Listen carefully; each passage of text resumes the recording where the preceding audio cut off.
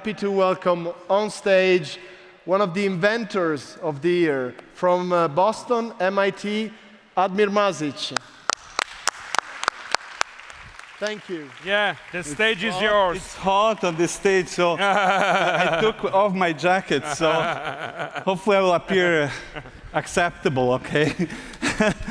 Thank you very much for inviting me to this really outstanding event. And as a chemist, I feel a little bit fish out of water here, but I hope I will keep you engaged and show you how a chemist that works in a civil environmental engineering department might hold solutions for a more sustainable future. So let me go next. So I'll be talking about a multifunctional concrete. Finally, something concrete here. Someone said today. I will try to tackle two challenges and try to show you maybe that we are living a challenging world. We are living a difficult future. And one of the challenges that our society does face is energy storage. I mean, if you look at the current situation of energy supply and energy demand, there is a perfect match. What does it mean? It means that when you need some energy, some electricity, you just burn more fuels.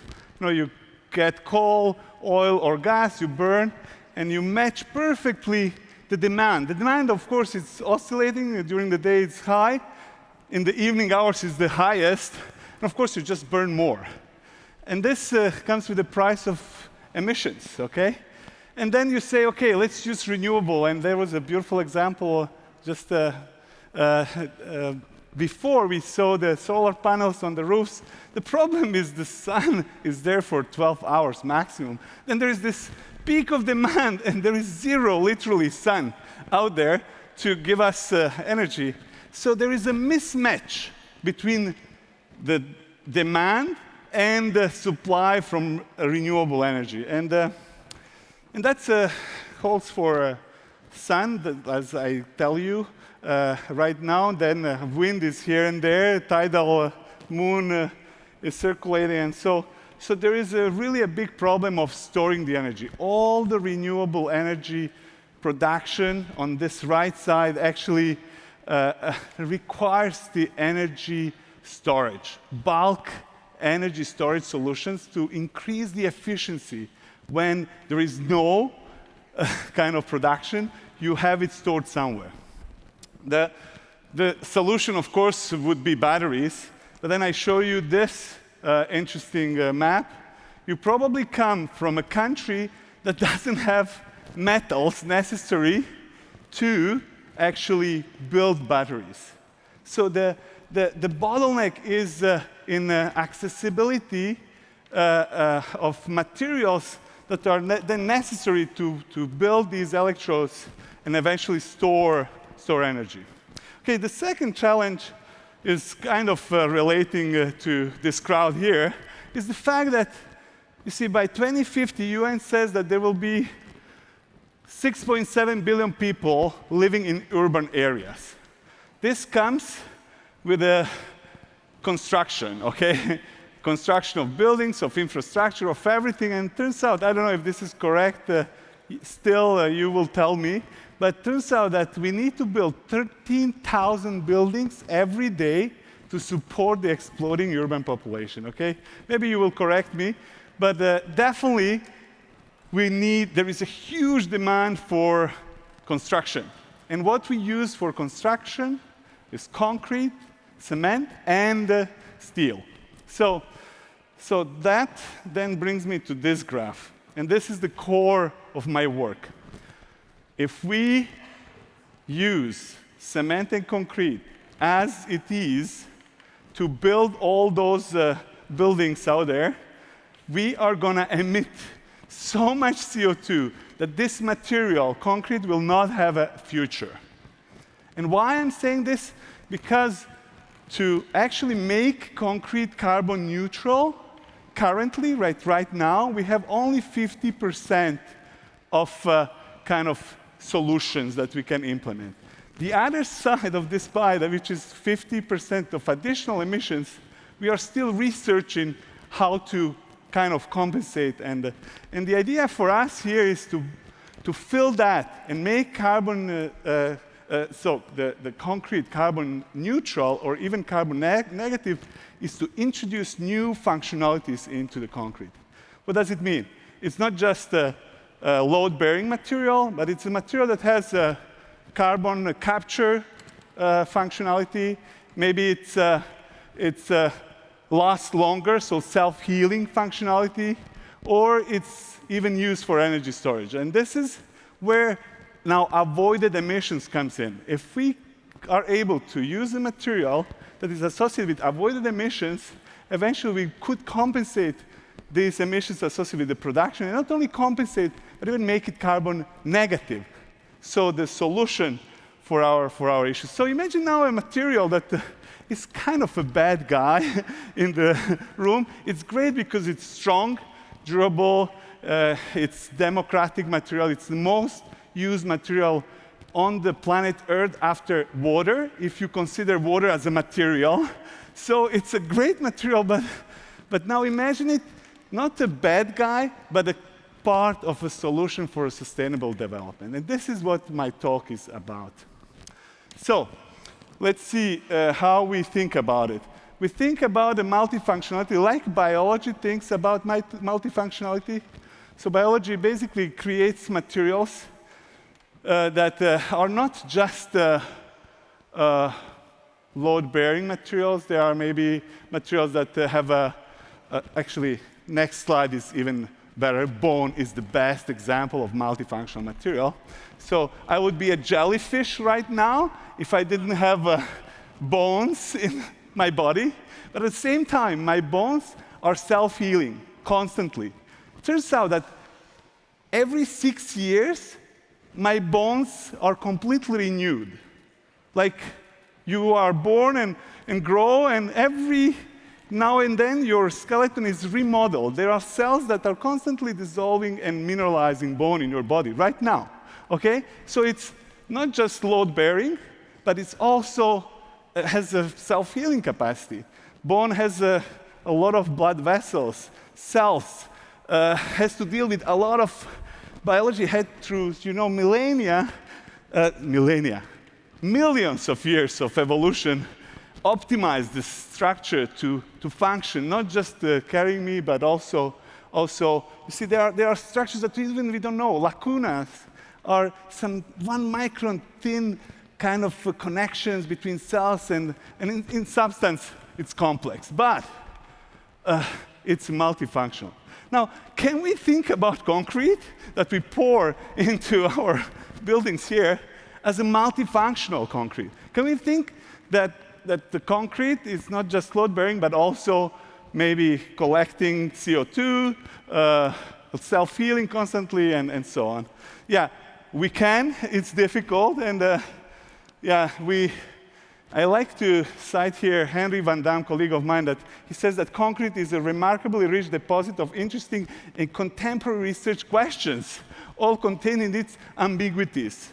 Granular or continuous, liquid or solid, crystalline or glossy, smooth or rough, porous, brittle, duct. What is this material? It's complex material. And so what we do is we do chemistry. We try to actually understand it from a very molecular point of view up to the macroscopic scale, and we look at the processes that are out of equilibrium. It's not like something static. It's much more dynamic, like biology thinks about material. Okay, we use, this is so nerdy, okay, I will skip some of the slides. Raman spectroscopy and other characterization tools that actually started to be used just in the last 5 years.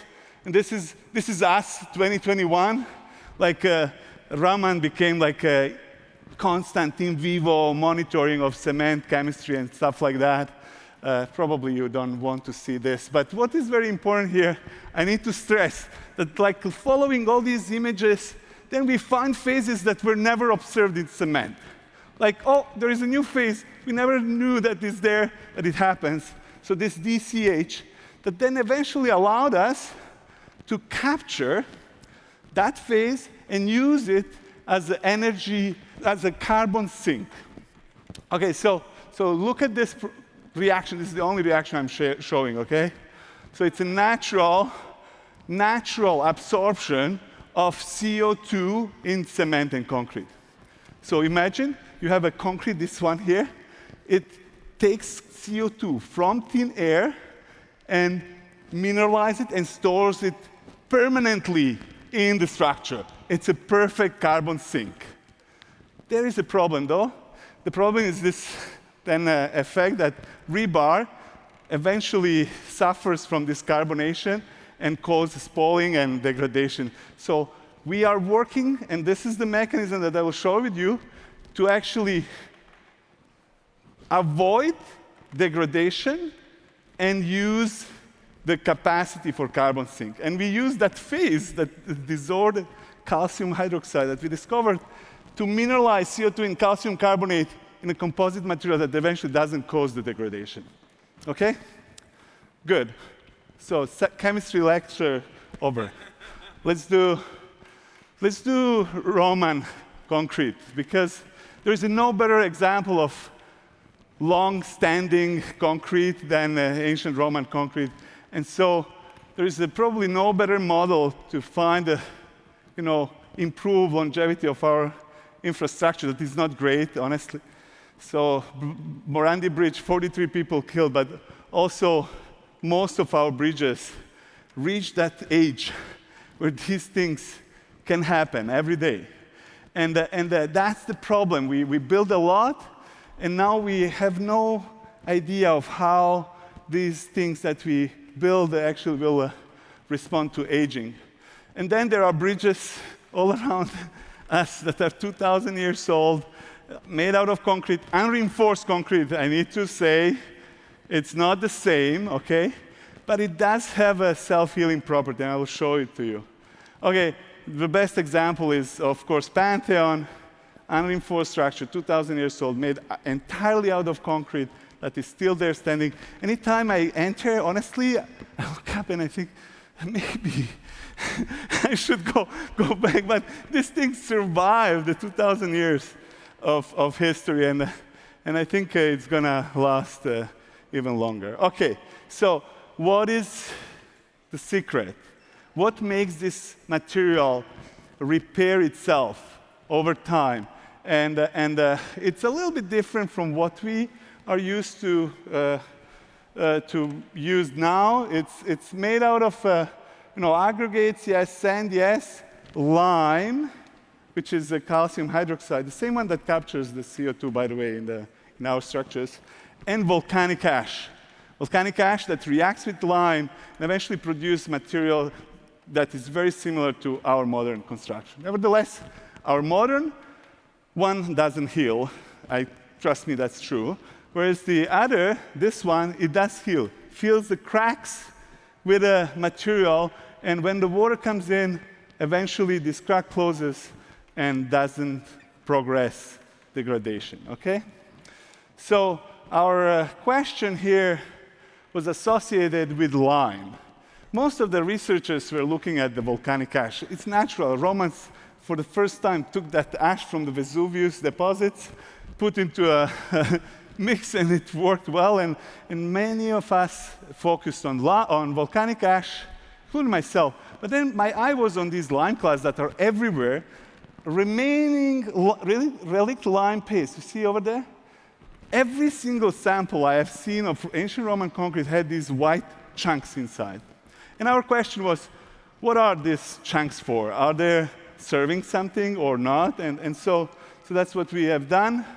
We looked into many samples of relic lime clasts and asked ourselves if they are actually serving as a long-term source of reactive something that will eventually allow to heal those cracks or make the reactivity of pozzolanic material. And this is what then we found out that this lime class might be originated from a process called hot mixing. Hot mixing simply because when you mix it, it heats up. And the heating comes from quicklime, that is something different from slake lime. There are many terms. But what you get from the kiln when you make lime and put it into concrete is calcium oxide, quicklime. And this reacts exothermically with the water and heats up the mix. Before this paper, we thought that Romans would first react the quicklime with water and then put it into concrete.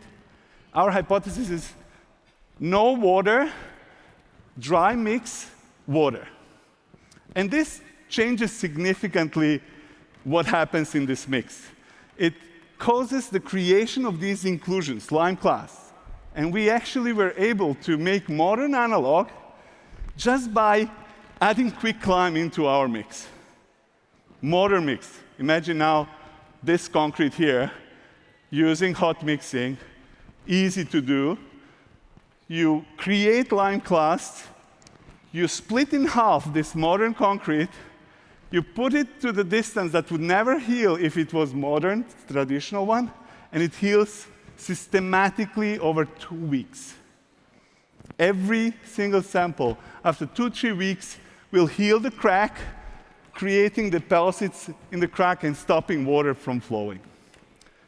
So this is a beautiful mechanism, very clear. Read the paper. But it had a lot of visibility in the media. Someone told me that it's like became viral as much as a scientific paper can become viral. But on what is the TikTok, there were like 6 million views in the first 2 days of a guy that talked about it, okay? Anyways, MIT informed me recently that it's the most viewed article ever published on MIT website, which was kind of viral for me, at least, you know. Anyways, but most importantly, now you can buy it, okay? Yeah, we went into this making money. I'm sorry. I would love to give it for free. But there is a company that sells a material, Roman-inspired self-healing concrete that is 50%